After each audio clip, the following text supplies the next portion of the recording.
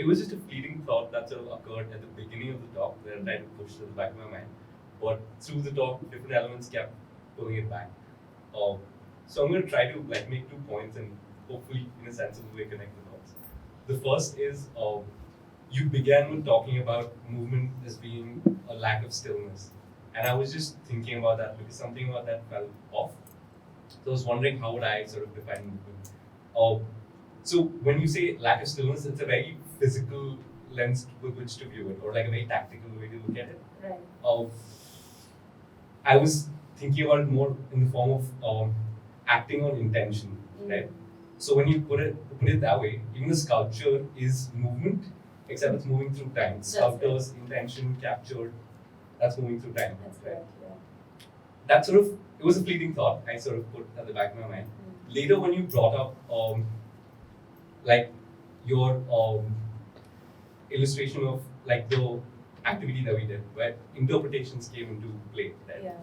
So I was just thinking, if instead of passing on instructions, if you had handed out intentions, intention Right. saying, Very okay, interesting. how do you illustrate a fear of holding a snake?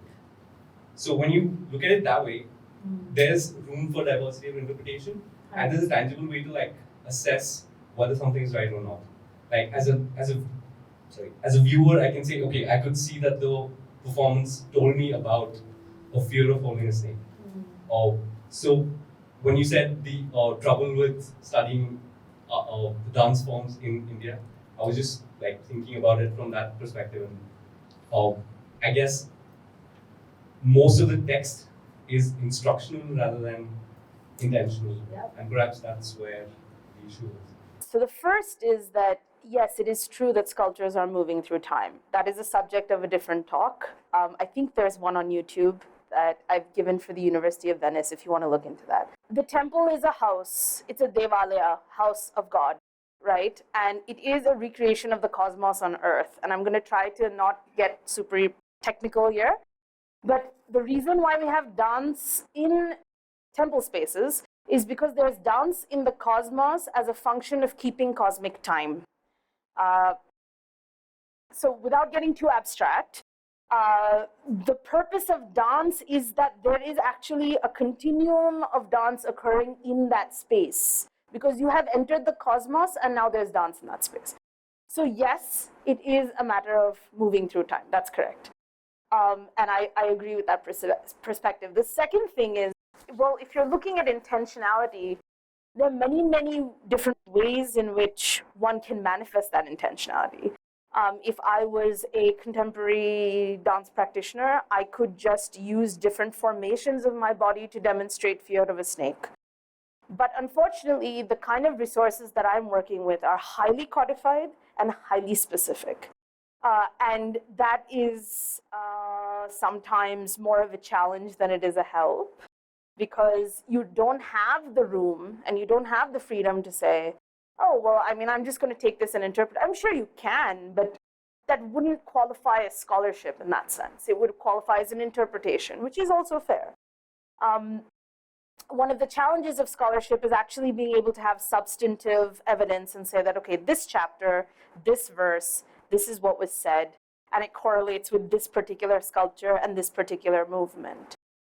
And in doing that, we are able to understand intention, because sometimes the text will give you an emotion that the sculpture is supposed to have, or sometimes they'll give you a color or a cast or some other intangible information about that movement system or about that image that gives you a sense of intentionality beyond the physical. But this is not a form that's open to that kind of interpretation in that kind of way, you know, that anything goes. Of course, the way it's practiced now is more or less like that. But the way I'm trying to approach it is a bit more rooted in what has been and what we can take from what has been in what we want to create. So I think that's a great idea, and I think we should also maybe do one more activity at some point where we do actually say, okay, now we're looking at intention, and is intention different than physical manifestation. So great thoughts, great perspective. Thank you for sharing. So we discussed instructions and then we discussed intent. But I think the thing that you brought out last was maybe the integrity of the form. Yeah. And since, a part of the talk also was looking at, say, what Doordarshan did and how it was so instructive, maybe even interpretationally, like her interpretation being like the final word on it. When do you think the integrity of Bharatanatyam stops being Bharatanatyam if somebody were to make it too subjective? And do you think there's a soul to the integrity that has to be restricted with some rules? You're going to get me killed. No. Very simply put, I think you can have somebody who is part of the Pandanallur style who believes a movement should be done like this, and then they're from the Vallur style and they do the same movement like this, and it doesn't have the beautiful arch. And both of them are correct. They're both valid. They're both hereditary. They're both traditional. They both conform to the text. They both conform to the sculpture. That's the problem. So then where do you draw the line? So can I do Bharatanatyam to Bollywood dance music and then say that it's authentic? Is it only on form that it's authentic? Is it the music? Is it the costume? The costume I'm wearing today is actually a very traditional drape from the history of dance in Karnataka. And it's part of my IFA research. When I was doing research on temples in this area, I found out that all of the temple dancers who lived here actually come from Andhra Pradesh. And they come from Andhra Pradesh in the same location, which shares a border with Orissa. So this drape was actually draped by the Orissan temple dancers, the Odissi dancers. And the Devadasis in Karnataka wore the same drape and danced in temples here. Because I'm not wearing a 5-piece costume, does that make it less authentic? Is it more authentic because it's a historical drape? Or is it authentic because it's the same fabric? And so it doesn't matter what you do with the fabric as long as you drape it and it kind of looks like a sari-ish. I don't know. I've been struggling with this question for more than 15 years. What makes Bharatanatyam Bharatanatyam? And the one thing which I have come up with is we know what Bharatanatyam is not, right? We know that it's not a form that's performed in like a bar, for example, right? But that doesn't mean it can't be performed in a bar. Like I've performed it at a pub situation like this. It was like a lecture.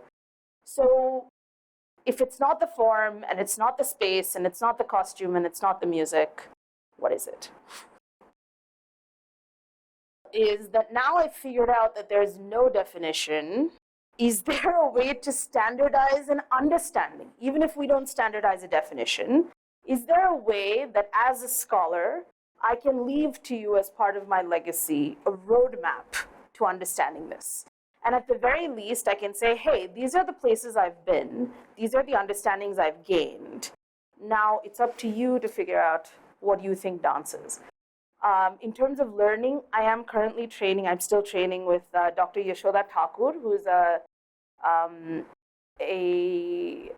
dancer, scholar who has a PhD in dance studies, but is also from a family of Kalavantulu dancers. So she's learned in her family all of the original repertoire. She's one of the last surviving traditional temple dancers.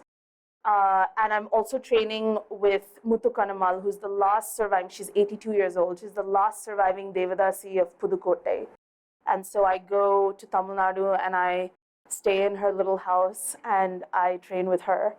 So I am still learning, and it is very intimidating to train with hereditary practitioners. It's not like going to dance class where everything is safe and understood.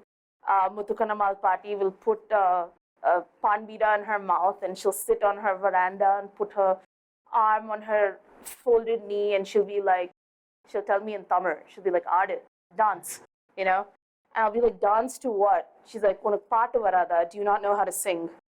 I was like, well, I don't know how to sing now.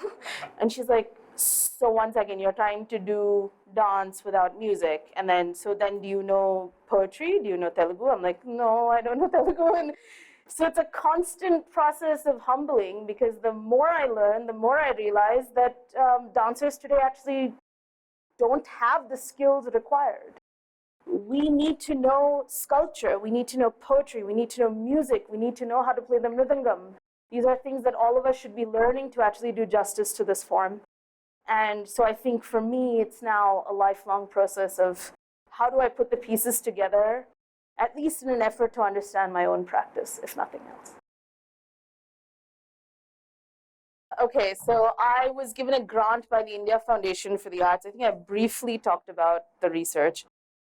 I wanted to look into the temple tradition of Bangalore, because I think there is a lot written about Karnataka and there's too much written about Tamil Nadu, in my opinion. And I was like, well, Bangalore's got to have had dancers, right? Because we had a temple culture. And so as I was doing research, I uncovered an 19th century text that was written by a Devadasi who was a dancer attached to the Alsur Someshwara temple in Alsur, which is still there. If you guys haven't gone, you should absolutely check it out. It's a beautiful Vijayanagara period temple complex. And her name was Venkata Sundarasani. And she, in her text, mentions the most amazing thing. She has a list of codifications that she believes in. So what's really cool about her codifications, and I'm writing a book on this, I'm in talks with Penguin to get it published, but she will write a code in the text, which she's taken from Natya Shastra, then she'll annotate it. She'll be like, all this is bullshit, you just need these 5 things. And like, she'll just notate the 5 things that she uses, and she'll be like, yeah, you can ignore the rest, it's cool.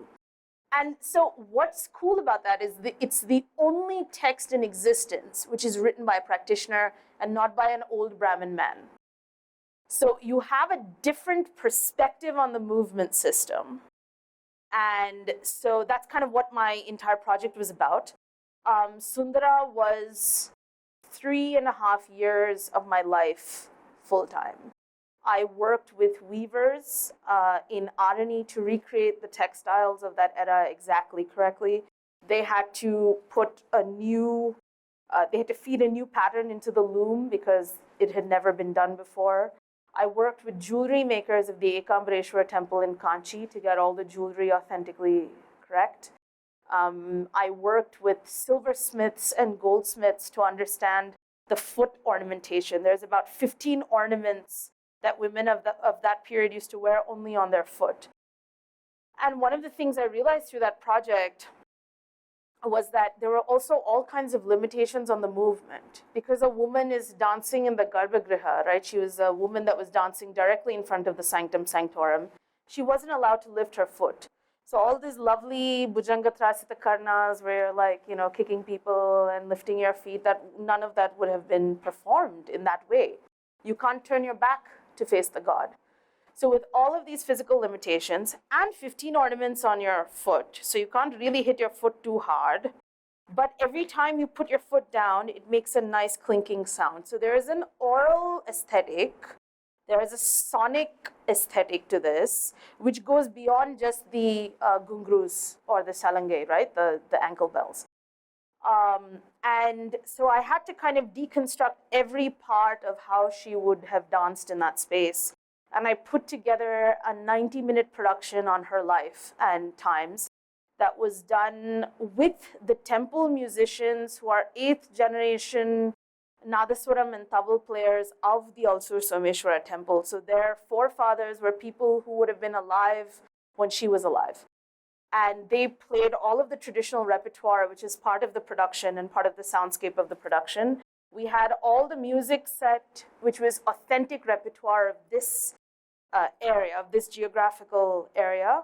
Some compositions in Tamil, some in Kannada, and some in Telugu. And we also had the authentic Mallari, which is the piece where they bring the god out and they take him out for ritual procession. So we had that piece from that particular temple recreated entirely on stage. So that took about 3.5 years of my life We produced it in and staged it in a tiny place in Malleshwaram called Seva Sadhan. And we had musicians come from Madras for the vocal and the mridangam, and the Nadaswaram and Taval from Bangalore. It was mammoth effort and required a lot of documentation and a lot of research, but that also got me into a lot of trouble. And there was like angry Seva Lilar practitioners in my inbox being like, you Brahmin, insert expletive here. I can't believe that as a Brahmin woman, you feel entitled to do this. And how are you any different than all the Brahmin women who came and appropriated dance before you? You're no better than Rukmini Devi Arundel, etc., etc., etc., right? Insert rhetoric here.